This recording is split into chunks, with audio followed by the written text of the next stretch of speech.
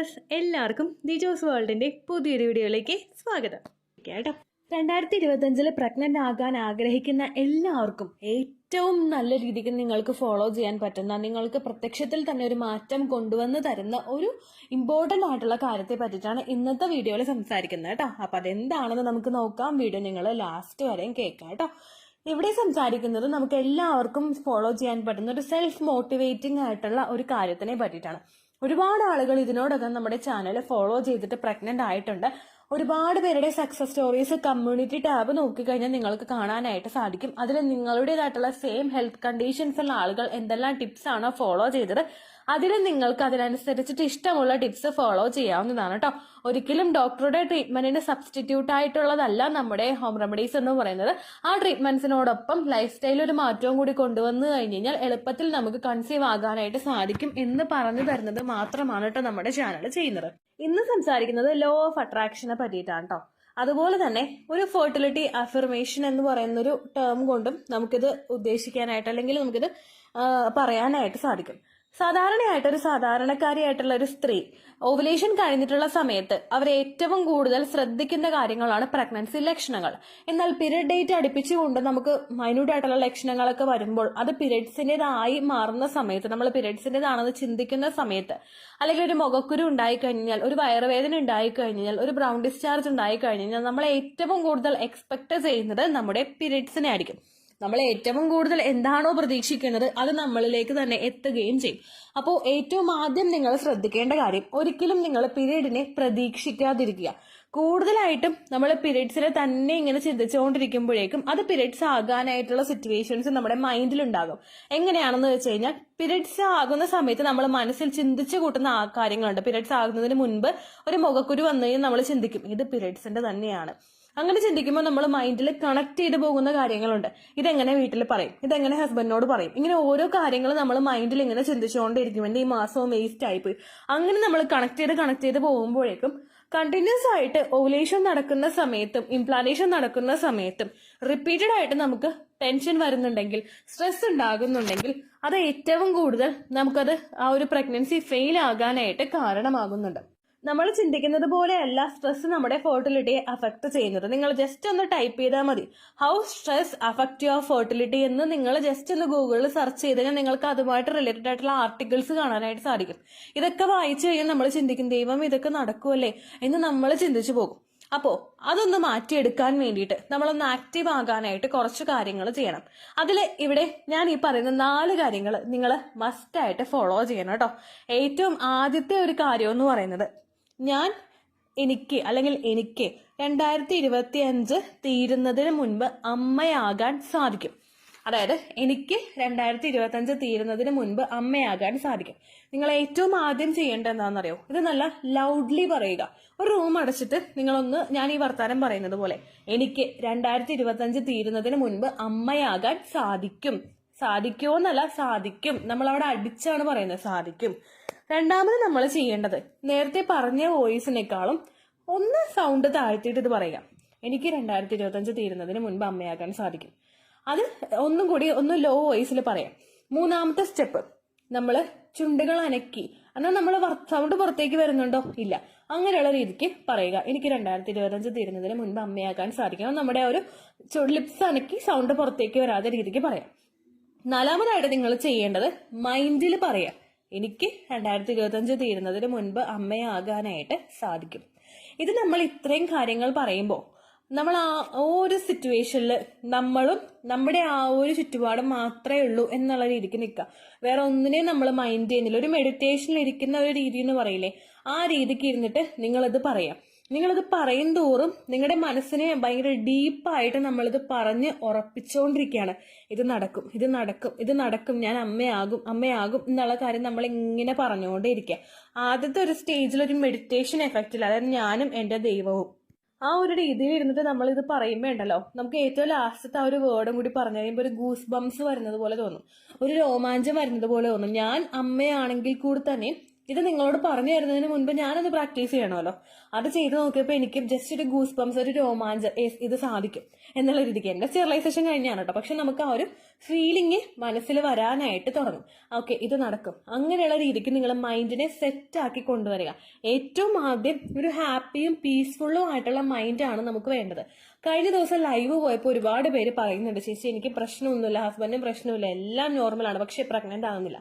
പകുതി നമ്മുടെ മൈൻഡ് സെറ്റിൽ വരുന്ന വ്യത്യാസങ്ങൾ കൊണ്ടും നമ്മൾ അനുഭവിക്കുന്ന ടെൻഷൻ കൊണ്ടുമൊക്കെയാണ് ഈ ഒരു കാര്യം നമുക്ക് സംഭവിക്കുന്നത്. അങ്ങനെ പോകുന്ന ആളുകളൊക്കെ ഈ ഒരു ടിപ്പ് പ്രാക്ടീസ് ചെയ്യുന്നത് നല്ലതാണ്. ഇപ്പൊ നമ്മുടെ ചാനലിൽ തന്നെ ഒരുപാട് ടിപ്സ് ഫോളോ ചെയ്ത് പറഞ്ഞു കൊടുക്കുന്നതിന്റെ സക്സസ് സ്റ്റോറീസ് ഇടുന്നതിന്റെ മെയിൻ ഉദ്ദേശം എന്ന് പറയുന്നത് നിങ്ങളെ ഒന്ന് മോട്ടിവേറ്റ് ചെയ്യാൻ വേണ്ടിയിട്ടാണ്. നിങ്ങൾ ആ ടിപ്സ് ഫോളോ ചെയ്യുമ്പോൾ ഇപ്പൊ എനിക്ക് ചാനലിൽ ഒരു 85,000 സബ്സ്ക്രൈബേഴ്സ് ഉണ്ടെങ്കിൽ എനിക്ക് ഒരുപാട് വരുമാനം ഒന്നും ഇതിൽ നിന്ന് കിട്ടുന്നില്ല. എനിക്കൊന്ന് എന്റെ ആവശ്യങ്ങൾ നിലനിർത്തിക്കൊണ്ട് പോകാൻ പറ്റുന്ന തരത്തിലുള്ള റവന്യൂ മാത്രമേ ഇതിൽ നിന്ന് കിട്ടുന്നുള്ളൂ. ഓവറായിട്ട് എന്റെ ഒരു പ്രൊഡക്ട്സ് ഞാൻ ഇവിടെ സെല് ചെയ്യോ അങ്ങനെ ഒന്നും ഞാൻ ചെയ്യുന്നില്ല. പക്ഷെ ഇത് ഈ ഒരു ടിപ്പ് കാണുമ്പോഴേക്കും അല്ലെങ്കിൽ ഒരു ഗ്രാമ്പു വെള്ളം കുടിച്ച് ഒരുപാട് പേര് പ്രഗ്നന്റ് ആയെന്ന് അറിയുമ്പോഴേക്കും നിങ്ങളുടെ മനസ്സിലൊരു മോട്ടിവേഷൻ കിട്ടുന്നുണ്ട്. അതായത് ഇത് കുടിച്ച് എനിക്ക് പോസിറ്റീവ് ആവുമല്ലേ, ഒരുപാട് പേർക്ക് പോസിറ്റീവായി, അപ്പൊ ഇത് ആകുമല്ലേ എന്നുള്ള ഒരു വിചാരം നമ്മുടെ മൈൻഡിലോട്ട് വരും. അപ്പൊ നമ്മളത് കുടിക്കുമ്പോൾ ഇത് കുടിച്ചാകും എന്ന് നമ്മളിങ്ങനെ ചിന്തിക്കുമ്പോൾ നമ്മുടെ മൈൻഡ് പോസിറ്റീവായി ഇതൊന്നും ഉള്ളിലോട്ട് ഇറക്കി കഴിയുമ്പോൾ ഈ മാസം സക്സസ്ഫുൾ ആവും. അങ്ങനെ ഒരു ഹാപ്പി മൈൻഡ് നമുക്ക് അവിടെ ജനറേറ്റ് ചെയ്യാനായിട്ട് പറ്റും.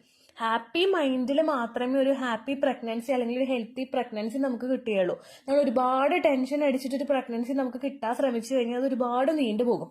അതിന് വേണ്ടിയിട്ട് നിങ്ങളൊക്കെ മോട്ടിവേറ്റ് ചെയ്യാനും കൂടി വേണ്ടിയിട്ടാണ് ഇതുപോലുള്ള സക്സസ് സ്റ്റോറീസ് ഞാൻ പോസ്റ്റ് ചെയ്തുകൊണ്ടിരിക്കുന്നത് കേട്ടോ. അപ്പോൾ ഈ ഒരു കാര്യം ഞാൻ ഈ പറഞ്ഞ 4 സ്റ്റെപ്പായിട്ടുള്ള വേർഡ്സും നിങ്ങൾ റിപ്പീറ്റ് ചെയ്തുകൊണ്ടിരിക്കുക. 4 തവണ നമ്മൾ ആ ഒരു സൗണ്ട് കുറച്ച് കൊണ്ടുവന്ന് മൈൻഡിൽ നമ്മൾ സ്ട്രോങ് ആയിട്ട് പറയുന്നത് വരെ ഓരോ ദിവസവും നിങ്ങൾ റിപ്പീറ്റ് ചെയ്യുക. ഇത് റിപ്പീറ്റ് ചെയ്ത് കഴിഞ്ഞിട്ട് നിങ്ങൾ ഫെർട്ടിലിറ്റി എക്സസൈസ് ഒന്ന് ചെയ്ത് നോക്കണം കേട്ടോ. ആ ഒരു ബ്ലഡ് സർക്കുലേഷൻ ഒക്കെ ഭയങ്കര പ്രോപ്പറായിട്ട് തന്നെ നടക്കും. നമുക്ക് ഒരുപാട് ഫാസ്റ്റ് ആയിട്ട് പ്രഗ്നന്റ് ആകാനായിട്ട് സാധിക്കും. അതുപോലെ ഈ ഒരു ഇതൊക്കെ കാര്യമൊക്കെ പറഞ്ഞതിന് ശേഷം നമ്മൾ ഒരു വെജിറ്റബിൾസും ഫ്രൂട്ട്സും ഒക്കെ നല്ലോണം കഴിക്കാനായിട്ട് നോക്കുക. അപ്പോഴും നമ്മുടെ മൈൻഡ് ഒരുപാട് പോസിറ്റീവ് ആയിരിക്കും. ഈ പോസിറ്റീവ് ആകുന്ന സമയത്ത് നമ്മൾ ചെയ്യുന്ന എല്ലാ കാര്യവും മൈൻഡിൽ നല്ലതുപോലെ അട്രാക്റ്റഡ് ആകും. അതുപോലെ തന്നെ നിങ്ങളിപ്പോൾ കോണ്ടാക്ട് ചെയ്യുന്നതിന് മുൻപും ഈ ഒരു ഡയലോഗ് ഒന്ന് പറഞ്ഞു നോക്കുക. പാർട്ട്നേഴ്സ് രണ്ടുപേരും കൈ കോർത്ത് പിടിച്ചിട്ട് പറയുക, ഞങ്ങള് മാതാപിതാക്കളാകും അല്ലെങ്കിൽ ഞങ്ങള് അച്ഛനും അമ്മയും ആകും ഈ 2025 തീരുന്നതിന് മുൻപ്. രണ്ടുപേരും പരസ്പരം കൈ പിടിച്ചിട്ടൊന്ന് പറഞ്ഞു നോക്കി. ആ പറഞ്ഞ് നിങ്ങൾ ആ ലോ ആയിട്ട് വോയിസ് താഴ്ത്തി കൊണ്ടുവരുന്നിട്ട് ഒന്ന് ഡീപ്പായിട്ട് ബ്രീത്ത് ഇന്നും ബ്രീത്ത് ഔട്ടും ചെയ്യുക. നിങ്ങൾ ഭയങ്കര ഫ്രഷ് ആകും. ആ കോണ്ടാക്റ്റിൽ അത് കാണാനായിട്ട് സാധിക്കും. നിങ്ങൾക്ക് ഒരുപാട് എൻജോയബിൾ ആയിട്ടുള്ള തരത്തിലോട്ട് അത് മാറും.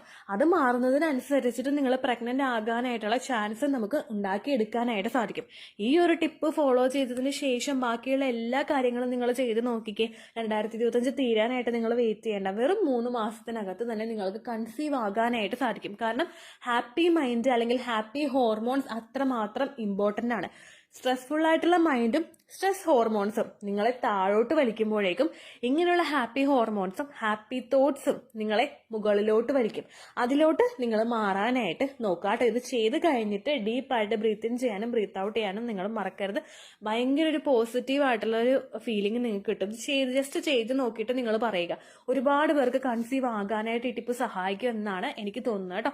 അതുപോലെ തന്നെ ഈ ടിപ്പ് കഴിഞ്ഞിട്ട് എല്ലാവരും ഒരുപാട് ചോദിച്ച മറ്റൊരു സംശയമാണ്, ഞങ്ങൾ എന്തൊക്കെയാണ് ചേച്ചി ഇങ്ങനെ ചെയ്യേണ്ടത് എന്നതിനെ പറ്റിയിട്ട്. നമ്മുടെ ചാനൽ നിങ്ങൾ വിസിറ്റ് ചെയ്തിട്ട് സെർച്ച് ബാറിൽ ദീജോസ് വേൾഡ് എന്ന് പറഞ്ഞ് ടൈപ്പ് ചെയ്യുക. അത് നമ്മുടെ ചാനലിന്റെ ഐക്കൺ പ്രസ് ചെയ്ത് കഴിഞ്ഞാൽ ഏറ്റവും ആദ്യം നിങ്ങൾക്ക് വരുന്നൊരു വീഡിയോ ഉണ്ട്, ഒരു ഗ്രീൻ കളറിൽ തംബ്നെയിൽ കൊടുത്തിട്ടുള്ള വീഡിയോ. അതിൽ പറയുന്നത് നമ്മുടെ ഫെർട്ടിലിറ്റി ഇൻക്രീസ് ചെയ്യാൻ വേണ്ടിയിട്ട് എൻറ്റയർ മന്ത്സ് ഡേ 1 മുതൽ ലാസ്റ്റ് ഡേ വരെ എന്തൊക്കെ നിങ്ങൾ ഫോളോ ചെയ്യണം എന്നതിനെ പറ്റിയിട്ടാണ്. അതൊന്ന് കൃത്യമായിട്ട് നിങ്ങൾ ഫോളോ ചെയ്യാനായിട്ട് നോക്കുക. ഓൾമോസ്റ്റ് എല്ലാ ടോപ്പിക്സും അതിൽ ഞാൻ കവർ ചെയ്തിട്ടുണ്ട്. ഒപ്പം ഫെർട്ടിലിറ്റി എക്സസൈസുകളും ചെയ്യുകയാണെങ്കിൽ നിങ്ങൾക്ക് എളുപ്പത്തിൽ കൺസീവ് ആകാനായിട്ട് ആ ടിപ്സ് ഒരുപാട് സഹായിക്കും കേട്ടോ. ഇത്രയേ ഉള്ളൂ വീഡിയോ. യൂസ്ഫുൾ ആയി കാണുമെന്ന് വിശ്വസിക്കുന്നു. യൂസ്ഫുൾ ആവുന്നുണ്ടെങ്കിൽ ലൈക്ക് ചെയ്യുക, ഫ്രണ്ട്സിനൊക്കെ ഷെയർ ചെയ്ത് കൊടുക്കുക കേട്ടോ. എന്തെങ്കിലും സംശയം ഉണ്ടെങ്കിൽ നിങ്ങൾ കമൻസിൽ ചോദിക്കുക. പണ്ടത്തെ വീഡിയോയ്ക്ക് കമൻസ് ഇടുന്നവർക്ക് റിപ്ലൈ ലഭിക്കുന്നില്ലെങ്കിൽ ലേറ്റസ്റ്റ് ആയിട്ട് ഞാൻ ഏത് വീഡിയോ ആണോ അപ്ലോഡ് ചെയ്യുന്നത് അതിന് താഴെ കമൻറ്റ് ഒന്ന് കോപ്പി പേസ്റ്റ് ചെയ്യാനായിട്ട് ശ്രദ്ധിക്കുക കേട്ടോ. അതുപോലെ ഓവുലേഷൻ ഡേറ്റ് കാൽക്കുലേറ്റ് ചെയ്ത് തരാനായിട്ട് റിക്വസ്റ്റ് ചെയ്യുന്ന ആളുകൾ എത്രയാണോ സൈക്കിൾ ലെങ്ത് അത് മെൻഷൻ ചെയ്യാനായിട്ട് ശ്രദ്ധിക്കുക.